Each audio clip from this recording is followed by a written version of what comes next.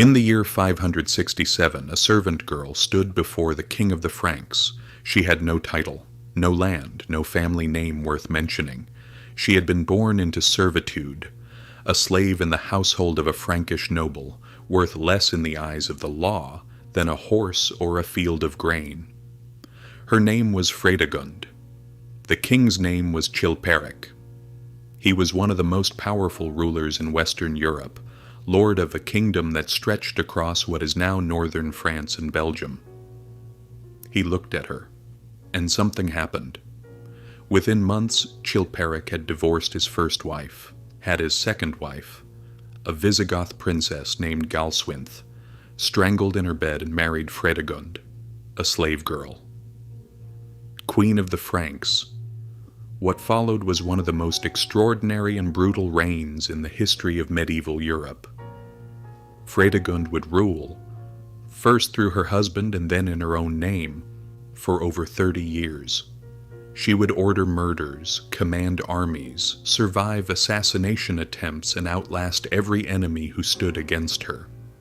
She was not a passive figure elevated by a powerful man. She was the power. Chilperic was, in many ways, her instrument. History has called her a monster. Her contemporaries called her worse. But history was written by monks who had every reason to fear and despise a woman who wielded power the way men did, without apology and without restraint. This is the full story of Fredegund, Queen of the Franks, and it is darker, stranger, and more remarkable than anything you have been told. To understand Fredegund, you have to understand the world that produced her. The Frankish kingdoms of the 6th century were not the France we know today. They were the fragmented, violent successor states to the Western Roman Empire, territories carved out by Germanic tribes in the aftermath of Rome's collapse, ruled by warrior kings whose authority rested not on law or tradition, but on the loyalty of armed men and the fear of their enemies. The Merovingian dynasty, the royal family that ruled the Franks, had a particular approach to governance that modern historians have described as organized chaos. When a Merovingian king died, his kingdom was divided equally among his surviving sons. This meant that the Frankish territories were in a state of near constant civil war, as brothers and half-brothers fought over territory, resources, and succession. Into this world, women had almost no formal power. They could not hold political office. They could not command armies in their own right. They could not inherit kingdoms. They were, in the eyes of Frankish law, the property of their fathers until they became the property of their husbands. Slaves, of course, had even less. A slave woman in 6th century Francia was property, full stop.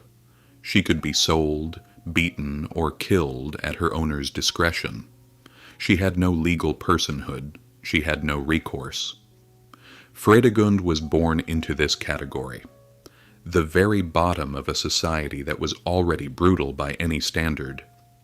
The Merovingian world was also defined by the church, but a church deeply entangled with political power. The bishops of 6th century Francia were not simply spiritual leaders. They were landowners, power brokers, and political players who could make or break a king's reputation through how they chose to write about him. Gregory of Tours, who would become Fredegund's most relentless chronicler and critic, was himself the Bishop of Tours. His History of the Franks is our most important source for this period, and it is also a deeply personal document written by a man who did not like Fredegund and was not subtle about that dislike. She could not write her own history. Women in the 6th century rarely could. What she could do was act, and act she did with a ferocity and calculation that left even her enemies struggling to find the right words to describe her. She started with nothing, and she decided that was going to change. What she did next shocked even the kings who thought they controlled her. The marriage to Chilperic was not Fredegund's first involvement with the Frankish royal family. Contemporary sources suggest she had been in Chilperic's household, and possibly his bed, before his marriage to Galswinthe, the Visigoth princess. Galswinthe was a political marriage, arranged to cement an alliance with the Visigoth kingdom to the south. She was, by all accounts, a gentle and deeply unhappy woman who reportedly wept constantly and begged to be allowed to return home. She was strangled in her bed within months of the wedding. The murder was attributed at the time and ever since to Fredegund. The evidence was circumstantial, but the motive was clear. With Galswinthe dead, there was no obstacle to Fredegund's position. Chilperic married her almost immediately. But here is where the story becomes complicated in ways that historians have debated for centuries.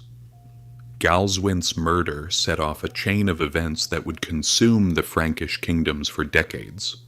Galswinthe was the sister of Brunhild, the wife of Chilperic's brother Sigebert, Queen of Austrasia in the eastern Frankish territory. Brunhild never forgave the murder of her sister. Never. The conflict between Fredegund and Brunhild is one of the great feuds of medieval history. Two women of extraordinary ability and ruthlessness, operating in a world that formally gave them no power at all, locked in a war that outlasted their husbands, their children, and in Brunhild's case, her grandchildren. It was, at its core, a war between two women who refused to accept the roles that their world had assigned to them. But to understand how Fredegund fought this war, you need to understand her methods, because they were unlike anything the Frankish world had seen before. Fredegund's methods were direct. When enemies needed to be removed, she removed them. When political problems required solutions that the law could not provide, she found solutions outside the law. King Sigebert, Chilperic's brother and Brunhild's husband, was assassinated in 575 by two servants who, according to Gregory, had been sent by Fredegund. The method was a poisoned scramasax, a short sword. The servants were caught and tortured. They confirmed Fredegund's involvement before they died. Chilperic did nothing. He rarely did when it came to Fredegund. The assassination attempts Fredegund organized were not crude or impulsive. They were planned with the patience of someone who understood that the first attempt rarely succeeded, and that the response to failure was to plan more carefully. When her attempt on the life of Bishop Praetextatus failed, she did not give up. She waited. Praetextatus was eventually stabbed in his own cathedral during Sunday Mass, mortally wounded by an assassin who disappeared into the crowd. Fredegund visited him on his deathbed and offered condolences with what Gregory describes as magnificent hypocrisy. She also understood that the most effective political weapon was not necessarily death, it was fear. The knowledge that she was capable of ordering violence, and capable of getting away with it, was itself a form of power. But the most disturbing episode in Fredegund's story involves her own children.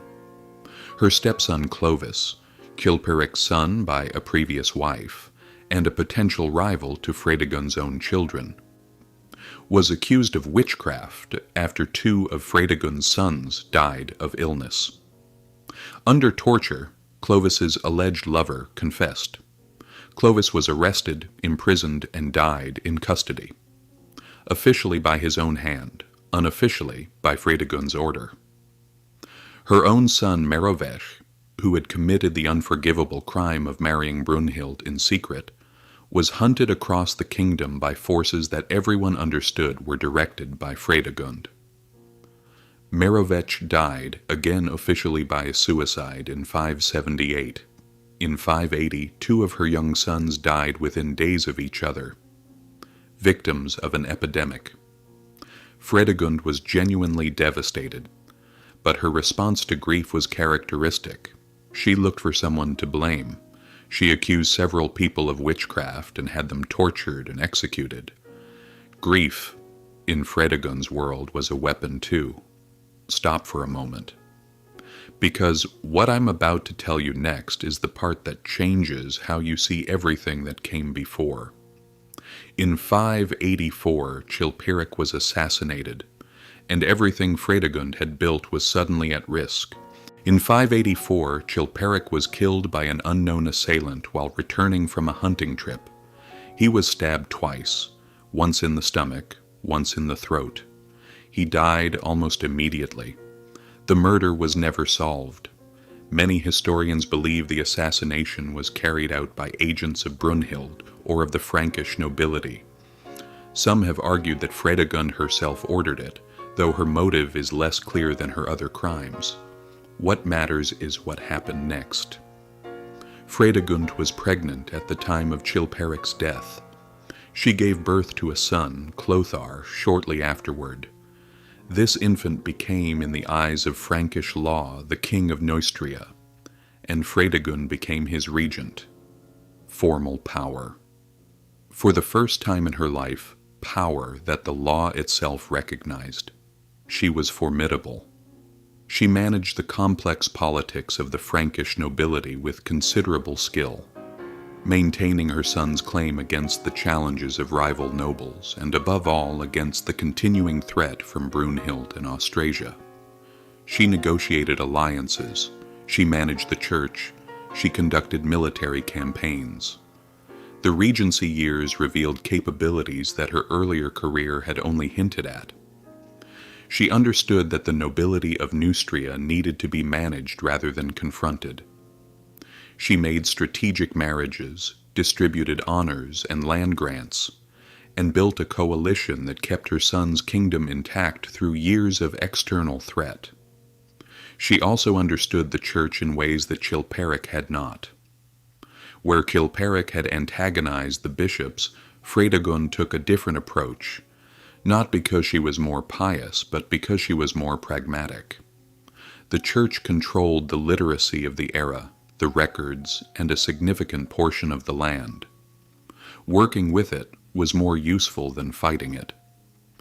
Her military campaigns during the Regency were also notable. The Battle of Droisy in 593, in which Frankish forces under her command defeated an Austrasian army, is one of the few recorded instances in the early medieval period of a woman directly commanding troops in the field. The sources describe her ordering the advance at a critical moment, turning what had been a tentative engagement into a decisive Neustrian victory, a former slave commanding an army, winning a battle. And the war with Brunhild, it never stopped. Even from the throne, Fredegund kept sending assassins, kept cultivating rebels, kept the pressure constant. Because she understood something most rulers never learn. Power is never truly secure. In 584, Chilperic was killed by an unknown assailant while returning from a hunting trip. He was stabbed twice, once in the stomach, once in the throat. He died almost immediately. The murder was never solved. Many historians believe the assassination was carried out by agents of Brunhild or of the Frankish nobility. Some have argued that Fredegund herself ordered it, though her motive is less clear than her other crimes. What matters is what happened next. Fredegund was pregnant at the time of Chilperic's death. She gave birth to a son, Clothar, shortly afterward. This infant became, in the eyes of Frankish law, the king of Neustria, and Fredegund became his regent. Formal power. For the first time in her life, power that the law itself recognized. She was formidable. She managed the complex politics of the Frankish nobility with considerable skill, maintaining her son's claim against the challenges of rival nobles, and above all against the continuing threat from Brunhild and Austrasia. She negotiated alliances, she managed the church, she conducted military campaigns. The Regency years revealed capabilities that her earlier career had only hinted at. She understood that the nobility of Neustria needed to be managed rather than confronted. She made strategic marriages, distributed honors and land grants, and built a coalition that kept her son's kingdom intact through years of external threat. She also understood the church in ways that Chilperic had not. Where Chilperic had antagonized the bishops, Fredegund took a different approach, not because she was more pious, but because she was more pragmatic. The church controlled the literacy of the era, the records, and a significant portion of the land. Working with it was more useful than fighting it. Her military campaigns during the Regency were also notable. The Battle of Droisy in 593, in which Frankish forces under her command defeated an Austrasian army, is one of the few recorded instances in the early medieval period of a woman directly commanding troops in the field. The sources describe her ordering the advance at a critical moment, turning what had been a tentative engagement into a decisive Neustrian victory, a former slave commanding an army, winning a battle. And the war with Brunhild, it never stopped. Even from the throne, Fredegund kept sending assassins, kept cultivating rebels, kept the pressure constant. Because she understood something most rulers never learn. Power is never truly secure.